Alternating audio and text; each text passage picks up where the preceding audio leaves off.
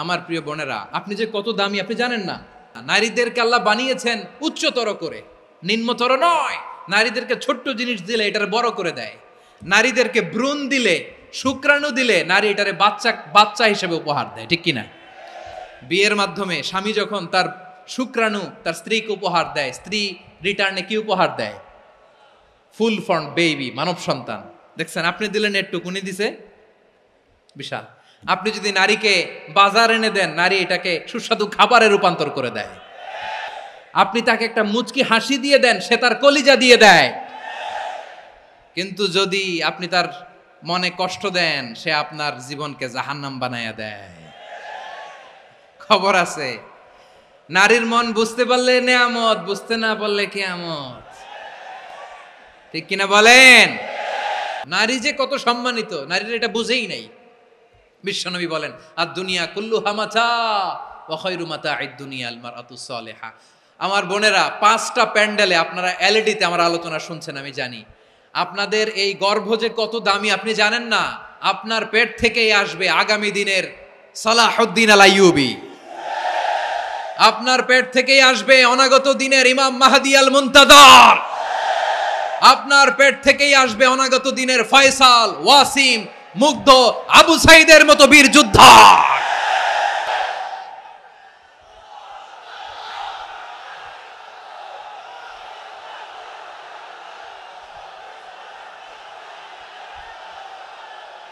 আমার প্রিয় বোনেরা, আমার প্রিয় বোনেরা, বিশ্বনবীর কথার ওজন খেয়াল করেন। আর দুনিয়া কুল্লুহা মাতা ওয়া খায়রু মাতা'আদ দুনিয়া আল মারআতুস সালিহা।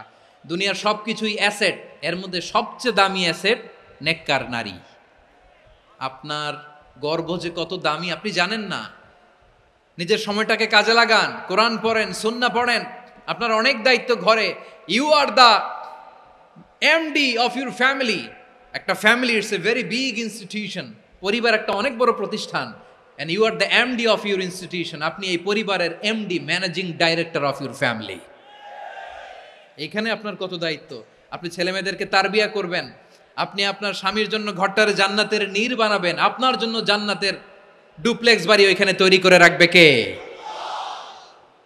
আপনি যে কত দামি আপনি জানেন না। নারীদেরকে আল্লাহ বানিয়েছেন উচ্চতর করে, নিম্নতর নয়। আমার প্রিয় বোনেরা, আপনি যে কত দামি আপনি জানেন না। জানেন না আপনি কত দামি, অনেক দামি আপনি।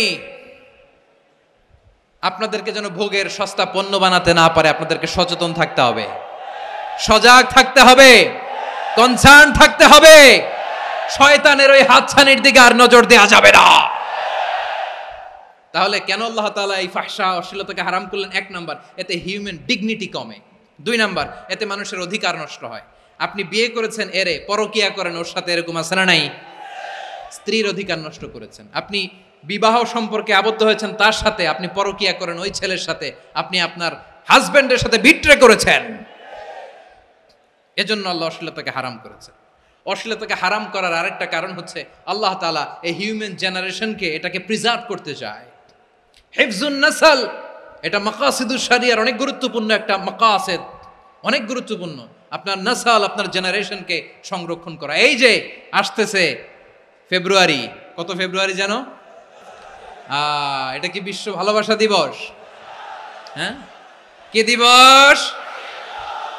এই বিশ্ব ভালোবাসা দিবসের সাথে মুসলমানদের কোনো সম্পর্ক নাই। আমার প্রিয় ভাইরা, এই যে আপনি অবৈধ সম্পর্কে জড়ালেন, কেন আল্লাহ অশ্লীলতাকে হারাম করেছে দেখেন। বলতেছিলাম যে এটা আপনার নাসল, আপনার জেনারেশন, আপনার লিনিয়েজ, আপনার বংশকে প্রিজার্ভ করা। কে কার বাবা, কে কার মা, বাবা মা জানা, প্রজন্মকে প্রিজার্ভ করা, এটা ইসলাম ওয়াজিব করে দিয়েছে। এই যে অবৈধ সম্পর্কের কারণে, বিশ্ব বেহায়া দিবসের কারণে, এগুলোর আউটকাম, আউটপুট হিসেবে মাঝে মাঝে এই ঢাকা মেডিকেলের ডাস্টবিনে নবজাতকের বাচ্চার কান্নার আওয়াজ শুনতে পাওয়া যায়। চট্টগ্রাম মেডিকেলের ডাস্টবিনে নবজাতকের কান্না শুনতে পাওয়া যায়। বীর চট্টলার মুসলমানেরা বুঝতে পারলে আওয়াজ করে বলেন, এই যে চট্টগ্রাম মেডিকেলে যে নবজাতকটা পাওয়া গেল, ওর বাবাকে আমাকে বলেন। ওর বাবাকে, ওর মাকে, ও কোন ফ্যামিলির সন্তান কেউ জানে? আপনি হিউম্যান ডিগনিটিকে অপমান করেছেন না? আপনি তার ভবিষ্যৎকে অন্ধকার করেছেন না? আপনি তার লিনিয়েজকে প্রশ্নবিদ্ধ করে দিয়েছেন না। এই জন্য আল্লাহ তাআলা অশ্লীলতাকে আমাদের জন্য হারাম করে দিয়েছেন। পড়েন সুবহানাল্লাহ। এই জন্য রাব্বুল আলামিন বলেন, কুল ইন্নামা حرم ربي الفواحش ما ظهر منها وما بطن। প্রকাশ্য অপ্রকাশ্য সব অশ্লীলতাকে হারাম ঘোষণা করে দিয়েছে কে? আবার দুনিয়ার বুকে যারা অশ্লীলতার প্রসার করে তাদের জন্য শাস্তি মজুদ রেখেছে কে? রব্বুল আলামিন বলেন, ইন্নাল্লাযীনা ইউহিব্বুনা আন তাশিআল ফাহিশাতু ফিল্লাযীনা আমানু লাহুম আযাবুন আলীমুন ফিদ দুনিয়া ওয়াল আখিরাতি ওয়াল্লাহু ইয়ালামু ওয়া আনতুম লা তা'লামুন। নিশ্চয়ই যারা বিশ্বাসীদের মাঝে অশ্লীলতার প্রচার প্রসার করতে চায় তাদের জন্য আমি মর্মন্তুদ শাস্তি প্রস্তুত করে রেখেছি, দুনিয়াতেও রেখেছি, আখিরাতেও রেখেছি। ঘোষণাটা কার?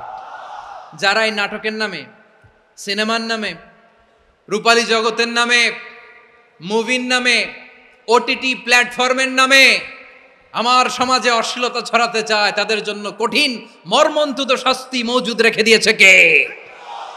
ও আমার বোনেরা, এখনো আপনি জাগবেন না? এখনো আপনার চিন্তার দুয়ারে এখনো নাড়া পড়ে নাই?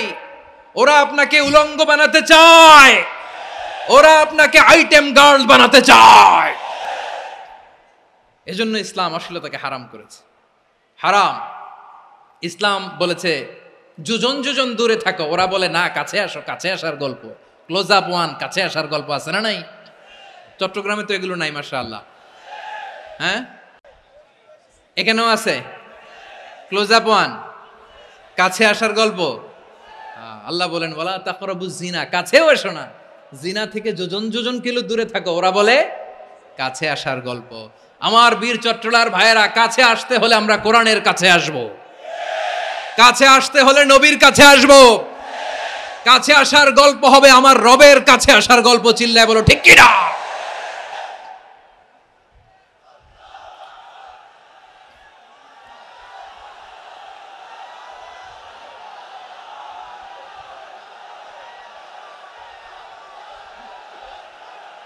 বসুন বসুন আমার ভাইয়েরা। তাহলে অশ্লীলতার সাথে আমাদের কোনো সম্পর্ক? সবাই বলতে পারেননি, আওয়াজ করে বলুন, অশ্লীলতার সাথে আমাদের কোনো সম্পর্ক? আমরা এই সমস্ত ক্লোজ আপ ওয়ান, কাছে আসার গল্পের প্রোগ্রামে যাব? আমরা কোন ধরনের অশ্লীল কন্টেন্ট সোশ্যাল মিডিয়ায়, টিভিতে দেখব? কি যুগ যে আমরা কাটাচ্ছি আপনি কল্পনা করতে পারবেন না। পর্ন ইন্ডাস্ট্রি, নারী পুরুষের বস্ত্রহীন যুগল দৃশ্য, এটাকে দিয়ে ওরা কোটি ডলারের ইন্ডাস্ট্রি বানিয়েছে। পুরো মানব ইতিহাসে এরকম জঘন্য সময় মানব ইতিহাস পার করে নাই। পর্ন এটা ইন্ডাস্ট্রি হয়ে গেছে। আমাদের এই যুবকগুলো, জেনজিগুলো, ওদের চরিত্র বাঁচাবে কি করে? কেমন করে হেফাজত করবে ওদের এই মূল্যবান চরিত্র? আমার প্রিয় ভাইরা, সুস্থ পুরুষ তার বায়োলজিক্যাল গ্রোথকে হরমোন দিয়ে স্টপ করে দিয়ে সে সার্জারি করে নারী হতে চায়। সুস্থ নারী পুরুষ হতে চায়। পুরুষ পুরুষের প্রতি সেক্সুয়ালি আকর্ষণ বোধ করে। এটা লূত আলাইহিস সালামের কওমের মধ্যে ছিল। এটাকেও আল্লাহ কোরআনে ফাহিশা বলেছেন। ওয়ালুতান ইয ক্বালা লিকাওমিহি আতাতুনাল ফাহিশাতা মা সাবাকাকুম বিহা মিন আহাদিম মিনাল আলামিন। লূত আলাইহিস সালাম বললেন, তোমরা কি এমন এক অশ্লীল কার্যক্রমে ডুব দিলে নাকি যেটা গোটা বিশ্বের কেউ কখনো করে নাই? তোমরাই প্রথম করেছো। পড়েন নাউযুবিল্লাহ।